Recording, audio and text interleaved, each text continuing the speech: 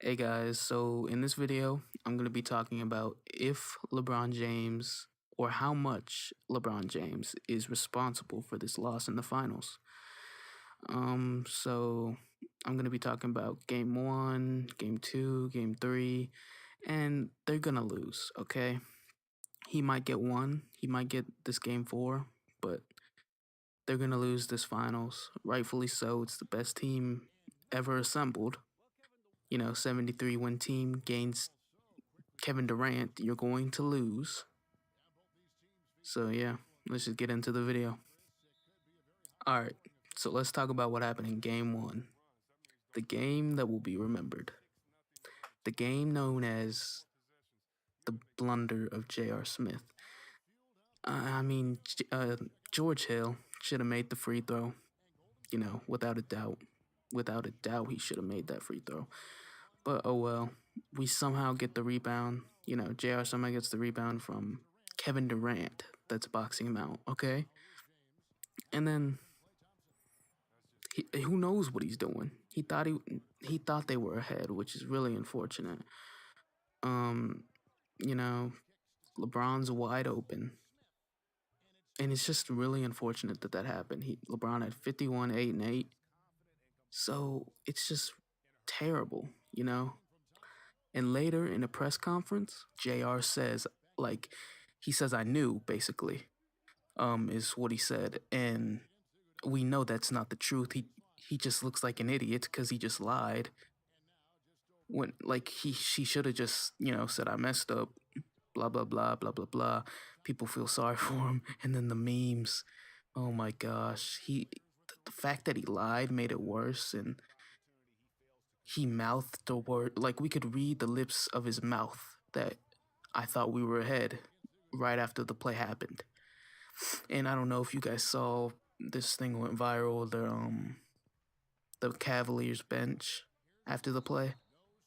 Gosh, they looked terrible. And then LeBron is sitting on the bench with JR, and then Ty Lue walks up and LeBron says to Ty Lue, did we have a timeout?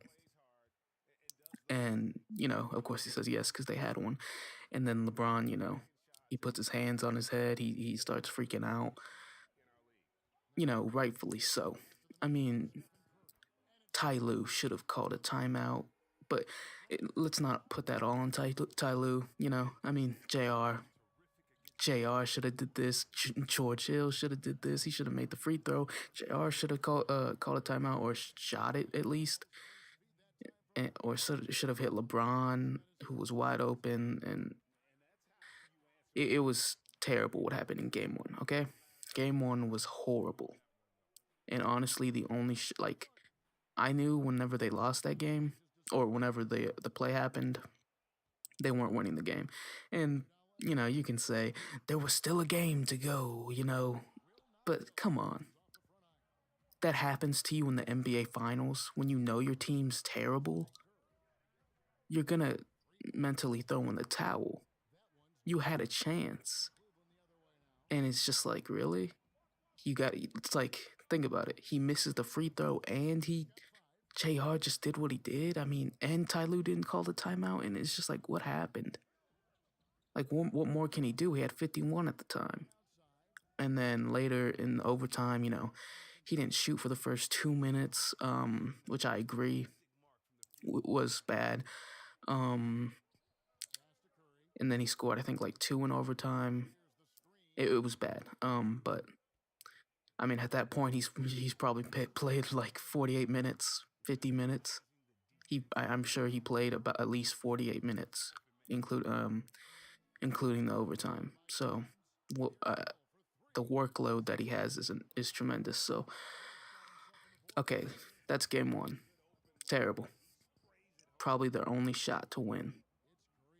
The only real shot they had to actually steal a game, and it was right there and they couldn't get it. Game 2, they just straight up lost, man. There's nothing they could do. LeBron had 29, which is good, but he has to step up. A lot of people, that's what's expected, and unfortunately, he's going to be demoted for having a great game, which is kind of hilarious. He has a good game.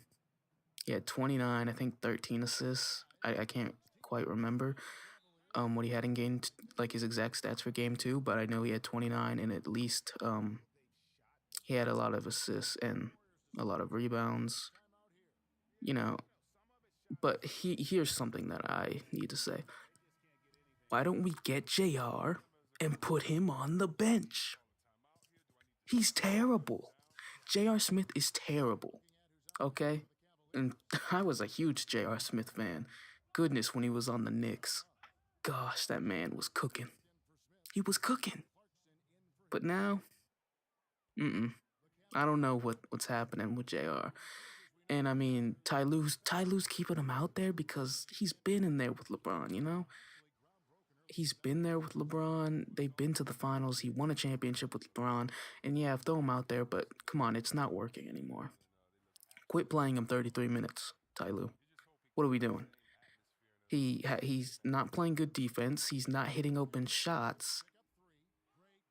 And what else is he out there for? If he can't even hit his open shots, just tonight he went 5 for 14. Okay, he went 5 for 14, or not tonight. But I'm sorry, in game three, which was the other night, last night. He went 5 for 14. That's 35%. Okay, that's terrible. 3 for 10 from three. 3 for 10. And I guarantee you they're open. They're open shots. I can't quite remember, but they're open shots. Not to mention on game two, 19 open shots the Cavaliers had. 19 open shots. And they made three. I mean, what more can describe the finals right now? 19 open shots and you make three. And I don't think LeBron was a part of those open shots because he's the main priority. You got to understand, he's the main priority. He's moving the ball. He wasn't one of those open shots. And if he was, then he missed it, okay? Then whatever. He couldn't be more than two of those open shots. So I don't know what else. Everyone needs to step up. I don't I don't know if LeBron needs to step up because he just scored 33, 10 and 11, 10 rebounds and 11 assists. So 2 blocks, 2 steals. What do you want from the dude? I don't know. So can you really say he needs to step up? Although defensively, um, I do think he needs to take initiative and not just switch. Say he needs to say I'm guarding Kevin Durant. Okay, but even with that, the dude's playing 46, 47 minutes a night. Just this game three, 47 minutes. And he's carrying the offensive workload. He has to rebound, he has to assist, play make out there, he has to score. What can he do? What can he do? So, he gets a majority of his rest from playing defense, you know, which is pretty sad because it's sad because in the first quarter, Ty Lue takes him out for a minute. A minute, bruh. The quarter didn't even end. And he said, Bron, get back out there. Get back out there, Bron. And it's like, really, bruh? A minute? What was the point of taking him out? He got a minute of rest. And I mean, whatever. But he can't be the one to defend. He can't carry the defensive workload. He can't carry the offensive workload, play make, and be their second highest rebounder in the game. I mean, you know, it's pretty ridiculous. Okay, so let's look at Rodney Hood. Rodney Hood had a good game, and finally Ty Lue played him, which he should have been doing. He should have been playing Rodney Hood. He played him 25 minutes, which was good.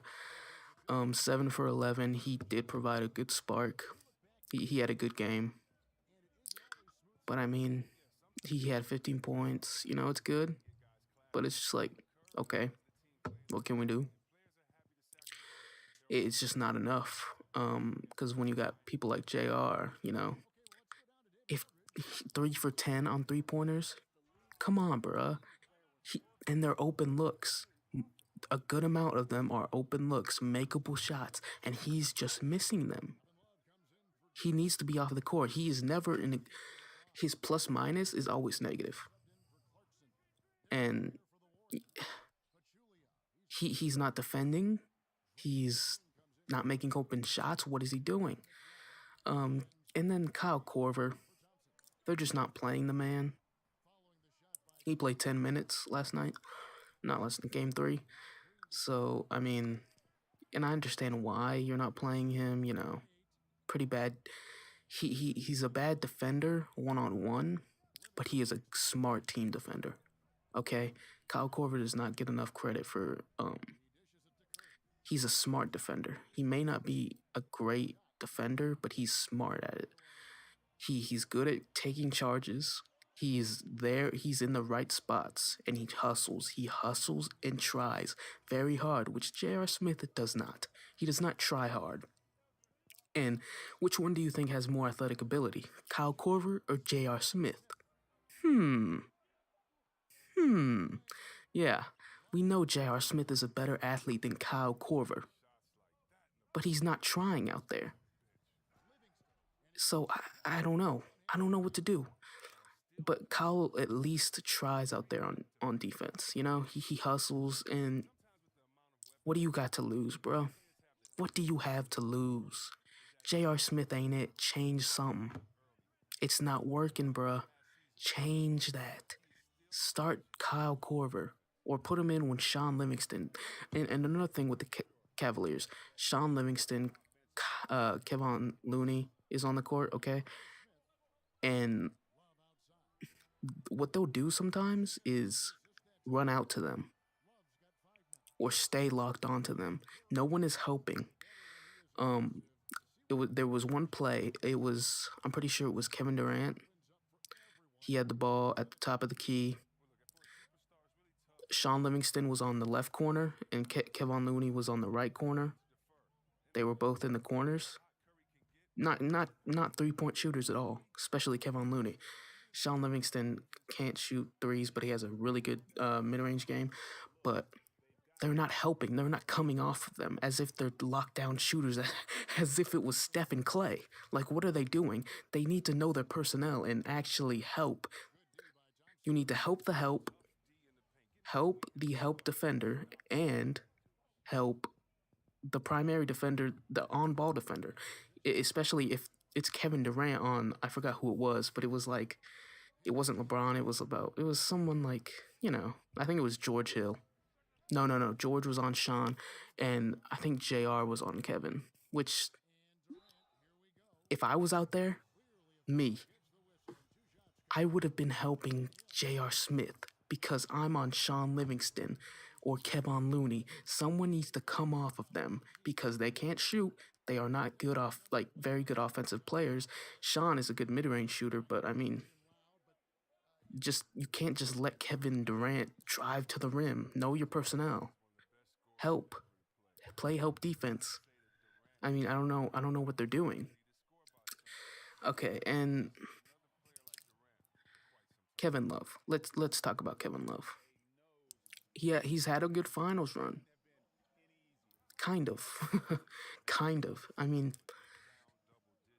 this is my opinion on Kevin Love. He's not that good at getting his own shot. He's really not. And you can see it in play. Like, he's a good post up player, of course. But even then, he you know, he'll try a hook and it just misses, and we're just all standing there like, okay. And then they run back, and it's just like, okay. Um, so yeah, he can't play defense. He's a good rebounder for sure. He's a good rebounder. But other than that, he's just sitting in the corner or coming off a screen and popping a shot. You know, Kevin Love is just not that valuable. He's not a good defender. Um, but he's a really good rebounder, and he's averaging a good amount of points. The finals, but it it's not all star worthy, not at all. You're expecting more from an all star. He's basically, I don't want to say non-existent, but it's just like he's out there, but he's not gonna do nothing. You're only playing him with LeBron because he can't really make a shot. He's not gonna create his own shot unless someone's feeding him the ball, like, or someone's doing a pick and roll with him. He's not really creating a shot. That's just a fact. And he can post up, but he's really not that great at posting up anymore. He he's okay at it. Like, he'll make some, but it's not super consistent, and it's just pretty bad. Okay, so let's talk about the Warriors. Let's see what the Warriors are doing. Kevin Durant. What is there to say? What is there really to say about Kevin Durant? So, game 3, he had 43 points in 43 minutes. That's a point a minute. Not literally, but, you know, in one of those, I forget what the stats called, but something. It's basically 43 points a minute. Efficiency rating or something. It's like 43 points a minute. Okay. Which in actuality, he didn't score 43 points every minute, but you know, it's still ridiculous. He scored 43, and we all saw that play. Um, we all saw the play whenever it was Kevin Durant at the top of the ring, and then uh, Stephen Curry came over to screen.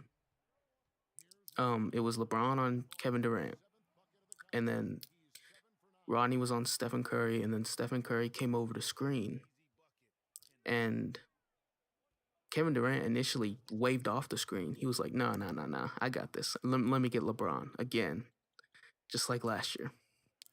And then, and then LeBron's like, "No, no," and then LeBron, okay, Stephen did come over and he did the screen, and then they switched. Rodney was now on Kevin Durant, okay, and then yeah, it wasn't even really a screen because Kevin didn't want it. He just stood there, and then like they switched anyways. Stephen and not Stephen, but Rodney and LeBron switched anyways. So now it's Rodney Hood on Kevin Durant, and then yeah, that goes back to saying LeBron needs to take more initiative on defense. He needs to say I'm taking him out of the game, but the workload. Let's just not get into that again. But okay, and then Kevin Durant, a pick from Draymond comes, and J.R. Smith was on Draymond, and honestly, Rodney Hood and J.R. didn't do that bad of defending that pick, but he had a slither, a tiny amount of space, and he just rose up and shot it from about, I think it was about 30 feet. I don't quite remember, but it was deep. It was a deep three, and they were. It was the slightest amount of space, and he just rose up and shot it. Basically, very similar to last year's three that he shot over LeBron, but it was a little bit deeper. So he was just unstoppable. Kevin was pulling up in Kevin Love's face, and he was pulling up in people's faces, just draining the three. And it's just like, what can we do? And on one particular play, Kevin Love did a really good job of contesting him. Um, uh, Kevin drove down the top of the key and pulled up um, around the mid range.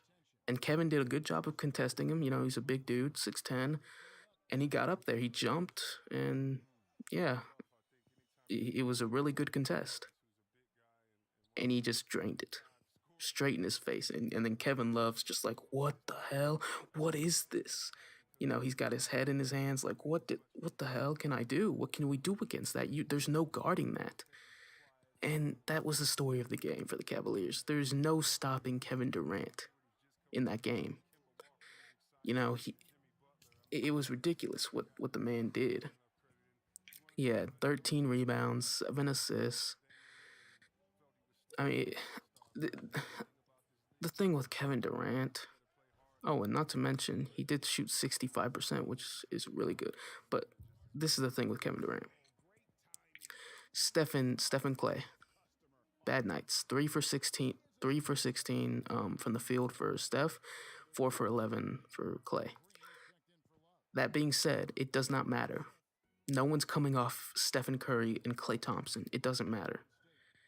And there's so much pressure off of Kevin Durant. Okay, he went to Golden State with 4 other All NBA players, not just All Stars. You know, let's stop saying All Stars. Let's say All NBA players because they are All NBA players. That's ridiculous. 4 of them, All NBA. Okay, and that's so much pressure off the dude that's the best scorer in the league. He is the best scorer in the league, Kevin Durant. The team has 2 MVPs, and then they get another MVP, and I mean, they had an MVP in Stephen Curry, and then they get another one, so it's ridiculous. Um, you know, the fact that they can't trap really because one of the other trap defenders is probably going to be on Steph or is probably going to be on Clay, even Draymond. You know, you got to come off Draymond, but they're not trapping. They just there's no stopping them. This is the best team in NBA history. That's a fact. This is the best team in NBA history. Um, of course, the only one to come close, really. I mean, let's not get into that, but this is definitely the best team in NBA history. So there's no stopping them, and especially when JaVale McGee, JaVale McGee is coming off the bench. That it speaks to how much these role players can come off the bench and just do whatever they want because everyone's so focused on that core 4. Everyone's focused on Kevin Durant, Steph, and Clay that JaVale McGee can go 5 for 7 and get 10 points in 14 minutes. Okay? That's ridiculous. That's ridiculous. And same with Sean Livingston, 4 for 5, coming off the bench, only played 17 minutes. You know, it's crazy. There's so much pressure alleviated from these players because everyone's focused on Steph, Clay, Kevin, somewhat Draymond, but just Stephen Curry, Klay Thompson, and Kevin Durant, you know? So, okay, game 4 happens. Um, maybe LeBron wins it. Maybe he goes for another 50, 40, 40 and 12 assists and 10 rebounds. Either way, it doesn't matter. LeBron's going to lose this finals. He's going to have 6 losses in the finals. He's going to have 6 losses in the finals. But is it his fault in this finals? Is it really his fault? Because think about it. Think about this. The man is averaging, the man is averaging 34.5 points per game in the playoffs. 34.5 points per game in the playoffs. 9 assists. And I think it's about 8 rebounds, maybe 9. Um, it's ridiculous. The workload that he has. I just don't think that there's really anything that there is to do. Like I don't think we saw the same thing last year and the year before that and the year before. He he's he almost averages a triple double in the finals every year, and it's ridiculous. I do not think LeBron James is 100% to blame for this. I think it's about 60% role players, everyone else on the teams. Let's just say everyone else on the team, 60%, 40% LeBron. Okay, that's fair. That's fair. Cause let's talk about LeBron. He needs to step up. He needs to. That sounds ridiculous to say. He needs to step up. He's averaging 34 points in the finals. 34 points in the playoffs. Actually, that's ridiculous. But yeah, he's averaging that, and then 9 assists a game. It sounds ridiculous to say he needs to step up, but defensively, what can he needs to do better. Even though he is playing 47 minutes a night, 46. But look at these role players. Everyone on the Cavaliers team, including LeBron, is in the negative on plus minus. That means they're below. Um, I'm not gonna explain plus minus, but it's in the negative for everyone on the team, so it's bad. And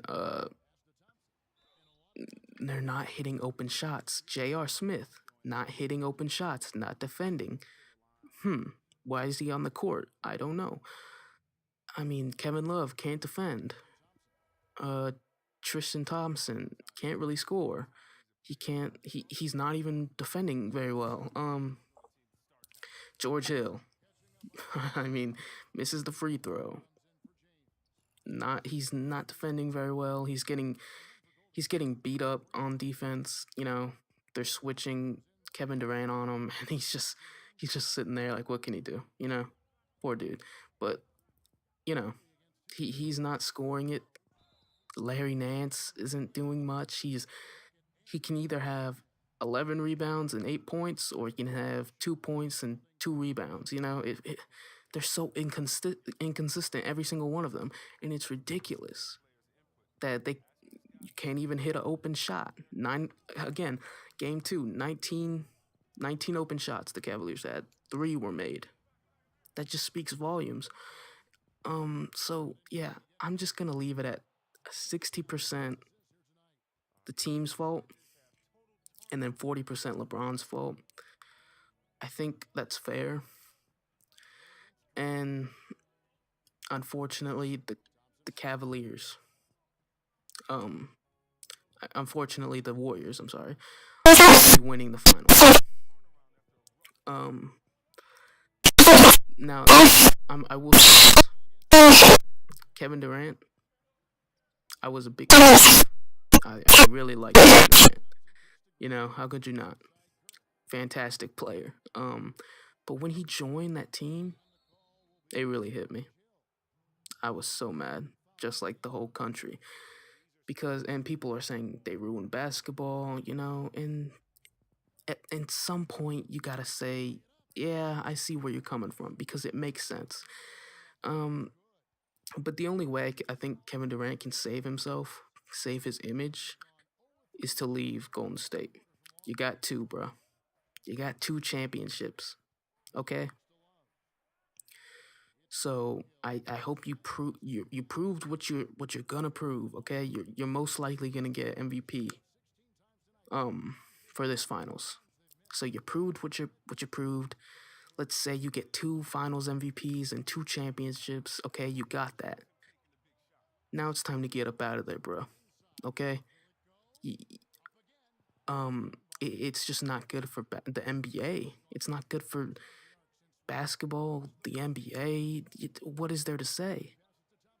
He joined a 73 win team, okay? So, you know, and if he would have went somewhere like the Wizards with John Wall and Bradley Beal, do you really think anyone would have called him a snake? Anyone would have do you ever think, well, people are going to call him that because he left his team that he's been on forever, but it would never have been this bad. No one would have hated him as much. And that's all I'm saying. And I think everyone would really respect him. I definitely would have regained a lot of respect for Kevin Durant if he were to leave the Golden State Warriors. this offseason because his contract is up. I really hope he does, but you know, I don't think he will. I really hope he does, but in reality, when you look at it, he probably won't. But yeah, with all that being said, let's just wrap this up, okay? So yeah, I put 60% on the Cavaliers team as a whole, and then 40% on LeBron. Hopefully you enjoyed this video. If you did, please subscribe to the channel. But yeah, anyways, I'm out.